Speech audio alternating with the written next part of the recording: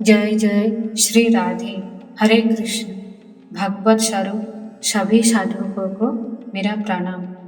आज हम जानेंगे श्रीमद् भागवत महापुराण का द्वितीय स्कंद का सप्तम अध्याय, जहाँ भगवान के लीलावतारों का कथा के बारे में वर्णन किया गया है।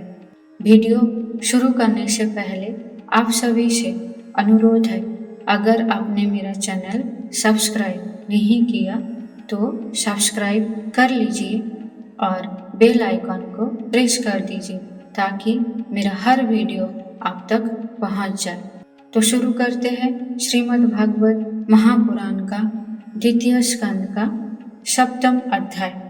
ब्रह्मवाच यत्रद्यत शीतितल दरनाय बिभ्रत कीड़ा तनु सकल यज्ञ महिमन्नत अंतर्हर्णव उपागत मादिदैत्य दंष्ट्र यादि त्रिमिव ब्रह्मधर ददार।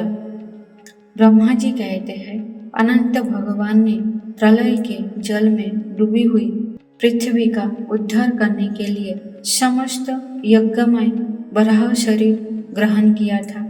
आदि दैत्य हिरण्याक्ष का जल के अंदर ही लड़ने के लिए उनके सामने आया, जिससे इंद्र ने अपने वज्र से पर्वतों के पंख काट डाले थे। वैसे ही वराह भगवान ने अपनी दाढ़ों से उसके टुकड़े टुकड़े कर दिए। फिर उन्हीं प्रभु ने रुचि नामक प्रजापति की पत्नी आकुति के गर्भ से सुयज्ञ के रूप में अवतार ग्रहण किया। उस अवतार में उन्होंने दक्षिणा नाम की पत्नी से सुयम नाम के देवताओं को उत्पन्न किया और तीनों लोगों के बड़े बड़े संकट हर लिए। इसी से स्वयंभू मनु ने उन्हें हरि के नाम से पुकारा। नारद कर्दम प्रजापति के घर देवहूति के गर्भ से 9 बहनों के साथ भगवान ने कपिल के रूप में अवतार ग्रहण किया। उन्होंने अपनी माता को उस आत्मज्ञान का उपदेश किया, जिससे इसी जन्म में अपने हृदय के संपूर्ण मल 3 गुणों की आसक्ति का सारा कीचड़ धोकर कपिल भगवान के वास्तविक स्वरूप को प्राप्त हो गए। महर्षि अत्रि भगवान को पुत्र रूप में प्राप्त करना चाहते थे। उन पर प्रसन्न होकर भगवान ने उनसे एक दिन कहा कि मैंने अपने आप को तुम्हें दे दिया। इसी से अवतार लेने पर भगवान का नाम दत्तात्रेय पड़ा। उनके चरण कमलों के पराग से अपने शरीर को पवित्र करके राजा यदु और सहस्रार्जुन आदि ने योगी की भोग और मोक्ष दोनों ही सिद्धियां प्राप्त की। नारद सृष्टि के प्रारंभ में मैंने विविध लोगों को रचने की इच्छा से तपस्या की। मैंने उस अखंड तप से प्रसन्न होकर उन्होंने तप अर्थ वाले सन नाम से युक्त होकर सनत सनंदन सनातन और सनत कुमार के रूप में अवतार ग्रहण किया। इस अवतार में उन्होंने प्रलय के कारण पहले कल्प के भूले हुए आत्मज्ञान का ऋषियों के प्रति यथावत उपदेश किया, जिससे उन लोगों ने तत्काल परम तत्व का अपने हृदय में साक्षात्कार कर लिया। धर्म की पत्नी दक्षकन्या मूर्ति के गर्भ से वो नर नारायण के रूप में प्रकट हुए। उनकी तपस्या का प्रभाव उन्हीं के जैसा है। इंद्र की भेजी हुई काम की सेना अप्सराएं उनके सामने जाते ही अपना स्वभाव खो बैठी। वो अपने हाव भाव से उन आत्मस्वरूप भगवान की तपस्या में विघ्न नहीं डाल सके। नारद शंकर आदि महानुभाव अपनी रोष भरी सृष्टि से कामदेव को जला देता है, परंतु अपने आप को जलाने वाले असह्य क्रोध को वो नहीं जला पाते। वही क्रोध नर नारायण के निर्मल हृदय में प्रवेश करने के पहले ही डर के मारे कांप जाता है। फिर भला उनके हृदय में काम का प्रवेश तो हो ही कैसे सकता है। अपने पिता राजा उत्तानपाद के पास बैठे हुए 5 वर्ष के बालक ध्रुव को उनकी सौतेला माता सुरुचि ने अपने वचन बाणों से बेध दिया था। इतनी छोटी अवस्था होने पर भी वो उस ग्लानि से तपस्या करने के लिए वन में चले गए। उनकी प्रार्थना से प्रसन्न होकर भगवान प्रकट हुए और उन्होंने ध्रुव को ध्रुव व्रत का वरदान किया। आज भी ध्रुव के ऊपर नीचे प्रदक्षिणा करते हुए दिव्य महर्षिगण उनकी स्तुति करते रहते हैं। कुमारखगामी बेनका ऐश्वर्य और पौरुष ब्राह्मणों के हुंकार रूपी वज्र से जलकर भस्म हो गया। वो नरक में गिरने लगा। ऋषियों की प्रार्थना पर भगवान ने उसकी शरीर मंथन से पृथु के रूप में अवतार धारण कर उसे नरकों से उबारा और इस प्रकार पुत्र शब्द को चरितार्थ किया। उसी अवतार में पृथ्वी को गाय बनाकर उन्होंने उससे जगत के लिए समस्त औषधियों का दोहन किया। राजा नाभि की पत्नी सुदेवी के गर्भ से भगवान ने ऋषभ देव के रूप में जन्म लिया। इस अवतार में समस्त आसक्तियों से रहित रहकर अपनी इंद्रियों और मन को अत्यंत शांत करके एवं अपने स्वरूप में स्थित होकर समदर्शी के रूप में उन्होंने जड़ों की भांति योग चर्चा का आचरण किया। इस स्थिति को महर्षि लोग परमहंस पद अथवा अवधूत चर्या कहते हैं। इसके बाद स्वयं उन्हीं यज्ञ पुरुष ने मेरे यज्ञ में स्वर्ण के समान कांति वाले हैग्रीव के रूप में अवतार ग्रहण किया। भगवान का वो विग्रह वेदमय, यज्ञमय और सर्व वेदमय है। उन्हीं की नासिका से श्वास के रूप में वेदवाणी प्रकट हुई। चाक्षुष मनंतर के अंत में भावी मनु सत्यव्रत ने मत्स्य रूप में भगवान को प्राप्त किया था। उस समय पृथ्वी रूप नौका के आश्रय होने के कारण वो ही समस्त जीवों के आश्रय बने। प्रलय के उस भयंकर जल में मेरे मुख से गिरे हुए वेदों को लेकर वो उसी में विहार करते हैं। जब मुख्य देवता और दानव अमृत की प्राप्ति के लिए क्षीर सागर को मथ रहे थे, तब भगवान ने कच्छप के रूप में अपनी पीठ पर मंद्राचल धारण किया। उस समय पर्वत के घूमने के कारण उसकी रगड़ से उनकी पीठ की खुजलाहट थोड़ी मिट गई, जिससे वो कुछ क्षण तक सुख की नींद सो सके। देवताओं का महान भय मिटाने के लिए उन्होंने नृसिंह का रूप धारण किया। फड़कती हुई बाहें और तीखी दाढ़ों से उनका मुख बड़ा भयावह लगता था। हिरण्यकशिपु उन्हें देखते ही हाथ में गदा लेकर उन पर टूट पड़ा।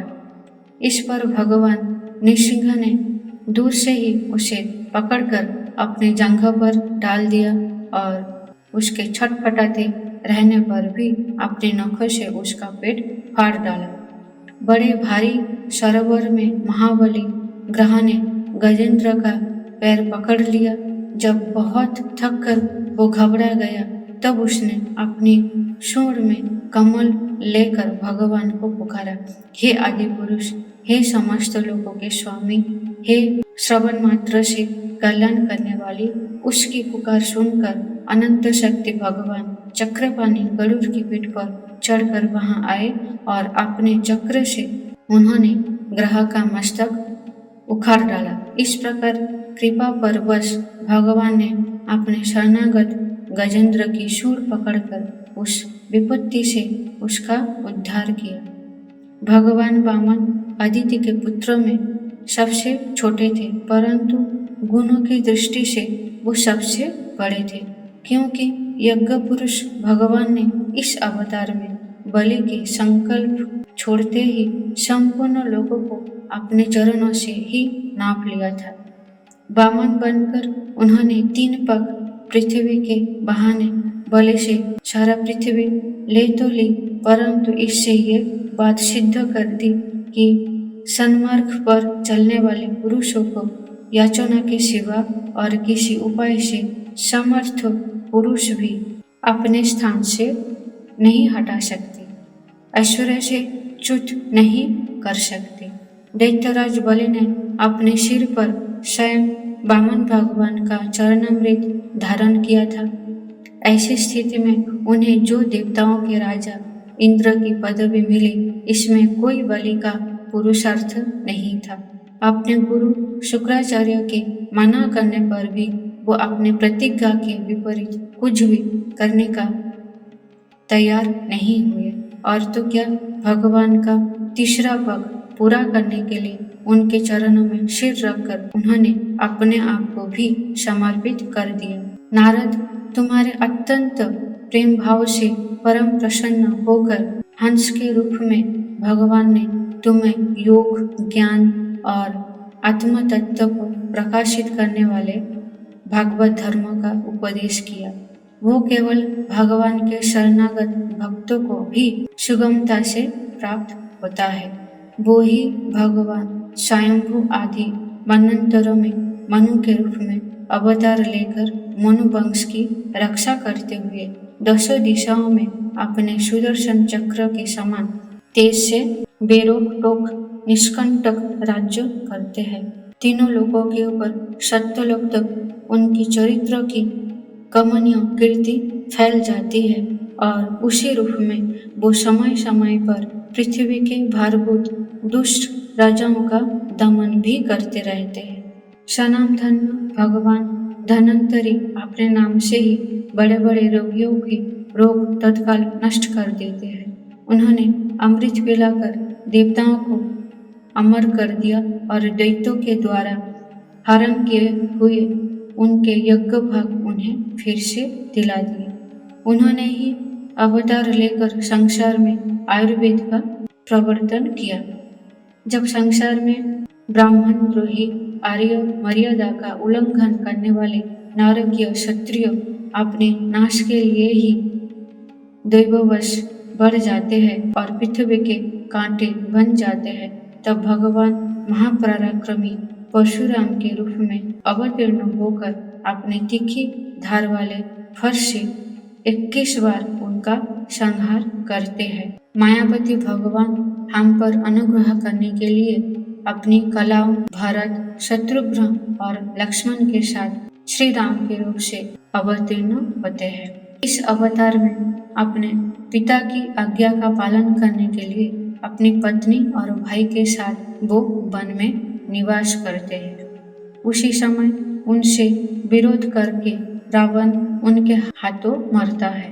त्रिपुर विमान को जलाने के लिए उद्यत शंकर के समान जिस समय भगवान राम शत्रु की नगरी लंका को भस्म करने के लिए समुद्र तट पर पहुंचते हैं, उस समय सीता के वियोग के कारण बढ़ी हुई क्रोधाग्नि से उनकी आंखें इतने लाल हो जाती है कि उनकी दृष्टि से ही समुद्र के मगरमच्छ, सांप और ग्रह आदि जीव जलने लगते हैं और भय से थर थर कांपता हुआ समुद्र झटपट उन्हें मार्ग दे देता है।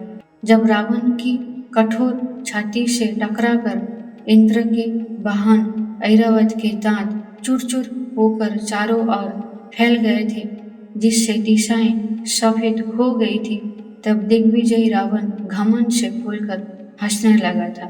वही रावण जब श्री रामचंद्र जी की पत्नी सीता जी को चुरा कर ले जाता है और लड़ाई के मैदान में उनसे लड़ने के लिए गर्वपूर्वक आता है, तब भगवान श्री राम के धनुष की टंकार से ही उसका वो घमंड प्राणों के साथ तत्क्षण विलीन हो जाता है।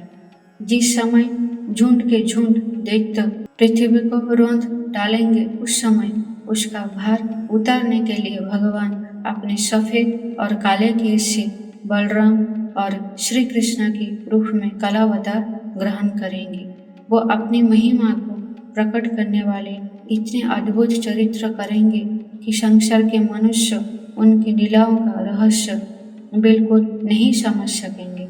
बचपन में ही पुतना ज्ञान हर लेना, 3 महीने की अवस्था में पैर उछालकर बड़ा भारी छक्कड़ा उलट देना और घुटनों के बल चलते चलते आकाश को छूने वाले यमला अर्जुन वृक्षों के बीच में जाकर उन्हें उखाड़ डालना, ये सब ऐसे कर्म है जिन्हें भगवान के सिवा और कोई नहीं कर सकता। जब कालियानाग के विष से दूषित हुआ जमुना जल पीकर बछड़े और गोफ बालक मर जाएंगे, तब वो अपनी शुद्धमय कृपा दृष्टि की वर्षा से ही उन्हें जीवित कर देंगे और यमुना जल को शुद्ध करने के लिए वो उसमें विहार करेंगे तथा विष की शक्ति से जीव लपलपाते हुए कालियानाग को वहां से निकाल देंगे।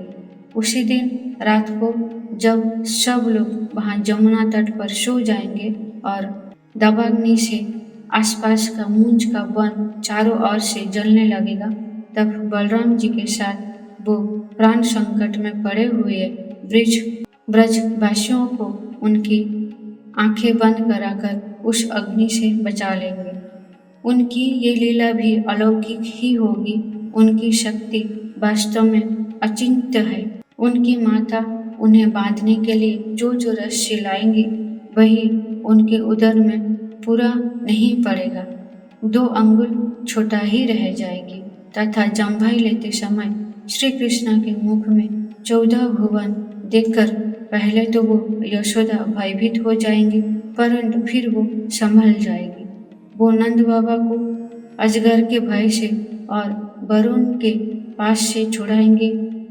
मैं दानव का पुत्र भौमासुर जब गोफ बालों को पहाड़ की गुफाओं में बंद कर देगा, तब वो उन्हें भी वहां से बचा लेंगे। गोकुल के लोग जो दिन भर तो काम धंधे में व्याकुल रहते हैं और रात को अत्यंत थक कर सो जाते हैं, साधनाहीन होने पर भी वो अपने परम धाम में ले जाएंगे।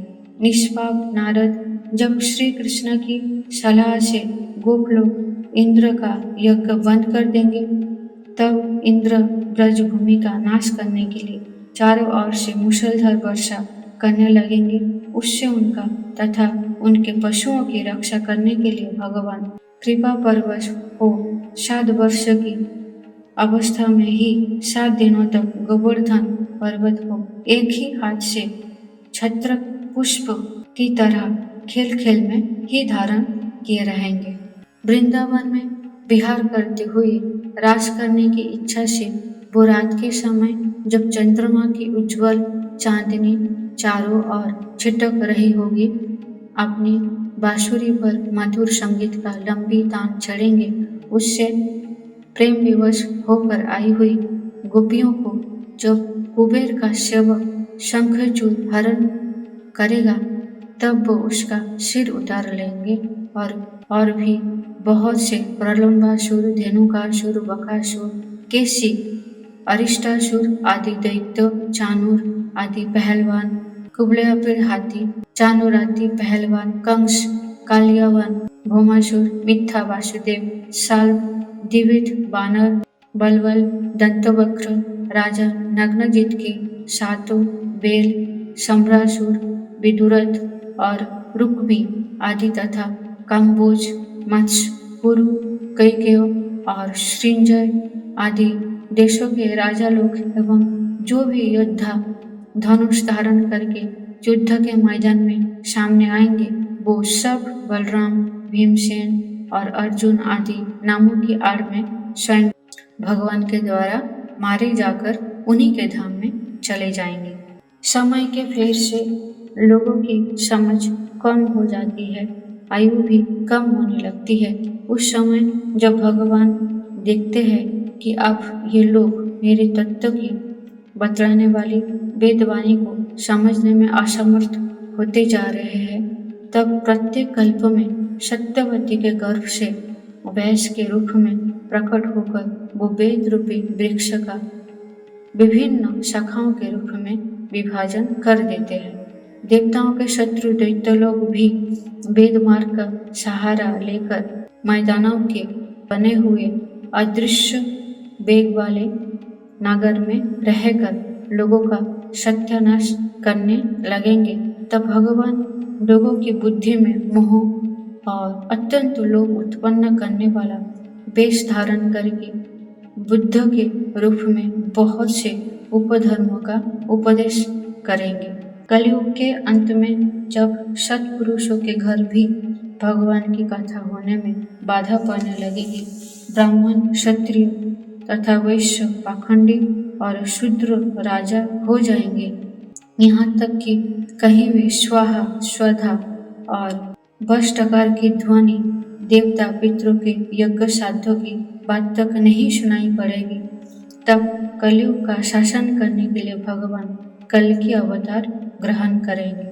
जब संसार की रचना का समय होता है, तब तपस्या 9 प्रजापति, मरीचि आदि ऋषि और मेरे रूप में जब सृष्टि की रक्षा का समय होता है, तब धर्म, विष्णु, मनु, देवता और राजाओं के रूप में तथा जब सृष्टि के प्रलय का समय होता है, तब अधर्म, रुद्र तथा क्रोधवश नाम के सर्प एवं दैत्य आदि के रूप में सर्वशक्तिमान भगवान की माया विभूतियां ही प्रकट होती है।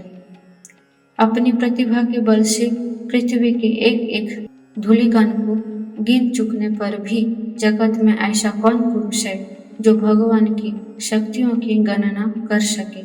जब वो त्रिविक्रम अवतार लेकर त्रिलोक को नाप रहे थे, उस समय उनके चरणों के अदम्य वेग से प्रकृति रूप अंतिम आवरण से लेकर सत्यलोक तक सारा ब्रह्मांड कांपने लगा था।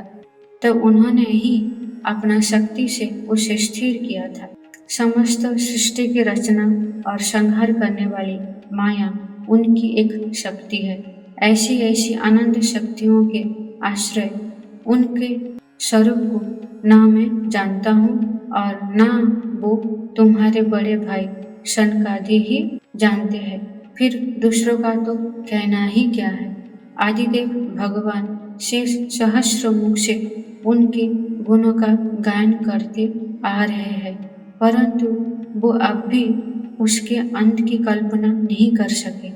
जो निष्कपट भाव से अपना सर्वस्व और अपने आप को भी उनके चरण कमलों में निछावर कर देते हैं, उन पर वो अनंत भगवान स्वयं ही अपनी ओर से दया करते हैं और उनकी दया के पात्र ही उनकी दुष्टर माया का स्वरूप जानते हैं और उसके पार जा पाते हैं।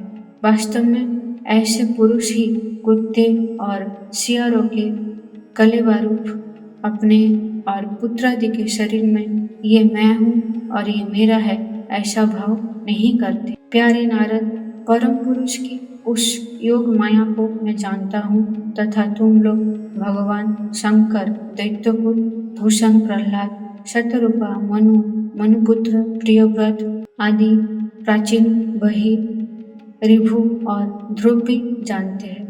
इनके सिवा इक्ष्वाकु, पुरुरुवा, मुचकुंद, जनक, गाधी, रघु, अम्बरीश, सागर, गय, ययाति आदि तथा मंधाता, अलर्क, शतधन्वा, अनु, रंतिदेव, भीष्म, बलि, अमृतय, दिलीप, शौभरी, उत्तंक, शिवी, देवल, पिप्लाद, सारस्वत, उद्धव, पराशर, भूरिसेन एवं विभीषण, हनुमान, सुखदेव, अर्जुन, अष्टिसेन, विदुर और श्रुतदेव आदि महात्मा भी जानते हैं, जिन्हें भगवान के प्रेमी भक्तों का स्वभाव बनाने की शिक्षा मिली है।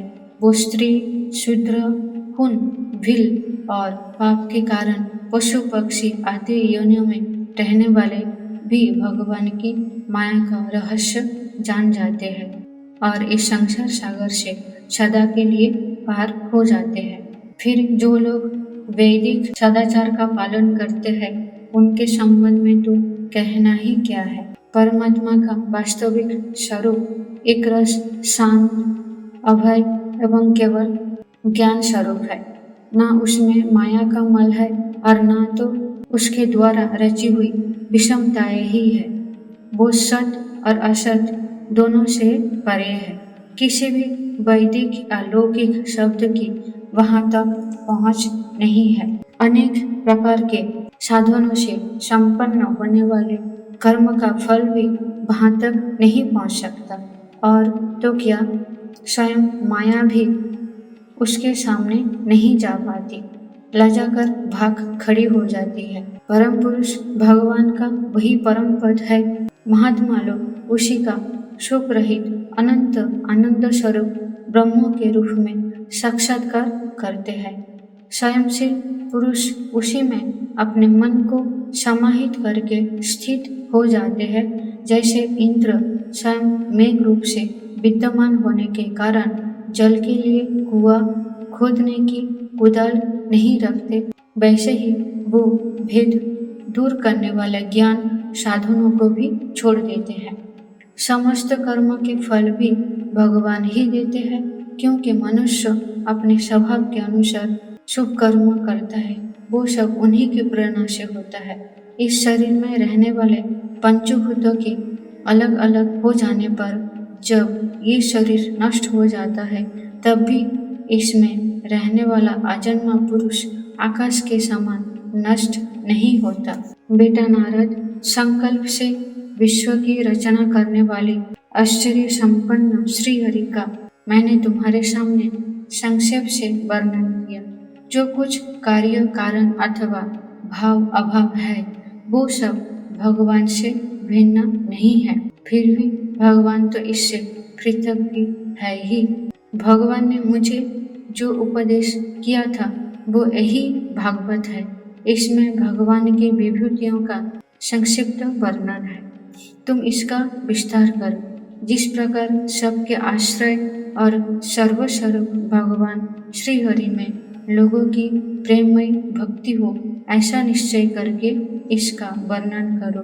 जो पुरुष भगवान की अचिंत शक्ति माया का वर्णन या दूसरे के द्वारा किए हुए वर्णन का अनुमोदन करते हैं अथवा श्रद्धा के साथ नित्य श्रवण करते हैं, उनका चित्त माया से कभी मोहित नहीं होता। अतः श्रीमद् भागवत महापुराण का द्वितीय स्कंद का 7वां अध्याय समाप्त। अब प्रेमपूर्ण हृदय से अपनी आराध्य भगवान का चिंतन करते हुए बोलिए, जय जय श्री राधे। हरे कृष्ण।